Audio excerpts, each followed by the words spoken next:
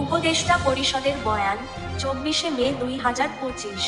আজ শনিবার জাতীয় অর্থনৈতিক পরিষদের সভা শেষে উপদেষ্টা পরিষদের এক অনির্ধারিত বৈঠক অনুষ্ঠিত হয়। বৈঠকে অন্তর্বর্তীকালীন সরকারের উপর অর্পিত তিনটি প্রধান দায়িত্ব, নির্বাচন, সংস্কার ও বিচার, এই বিষয়ে বিস্তারিত আলোচনা হয়। প্রধান উপদেষ্টা প্রফেসর মুহাম্মদ ইউনূসের সভাপতিত্বে রাজধানীর শের-ই-বাংলা নগর এলাকায় পরিকল্পনা কমিশনে এই বৈঠক অনুষ্ঠিত হয়।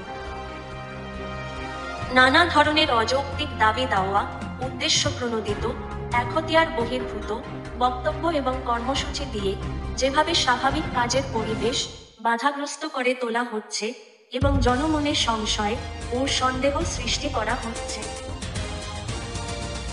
দেশকে স্থিতিশীল রাখতে নির্বাচন, বিচার ও সংস্কার কাজ এগিয়ে নিতে এবং চিরতরে এদেশে স্বৈরাচারের আগমন প্রতিহত করতে বৃহত্তর ঐক্য প্রয়োজন বলে মনে করে উপদেষ্টা পরিষদ। এই বিষয়ে অন্তর্বর্তী সরকার রাজনৈতিক দলগুলোর বক্তব্য শুনবে এবং সরকারের অবস্থান স্পষ্ট করবে। শত বাধার মাঝেও গোষ্ঠী স্বার্থকে উপেক্ষা করে অন্তর্বর্তী সরকার তার উপর অর্পিত দায়িত্ব পালন করে যাচ্ছে। যদি পরাজিত শক্তির ইন্ধনে এবং বিদেশি ষড়যন্ত্রের অংশ হিসেবে সরকারের উপর আরোপিত দায়িত্ব পালনকে অসম্ভব করে তোলা হয়, তবে সরকার সকল কারণ জনসমক্ষে উত্থাপন করে পরবর্তী সিদ্ধান্ত গ্রহণ করবে।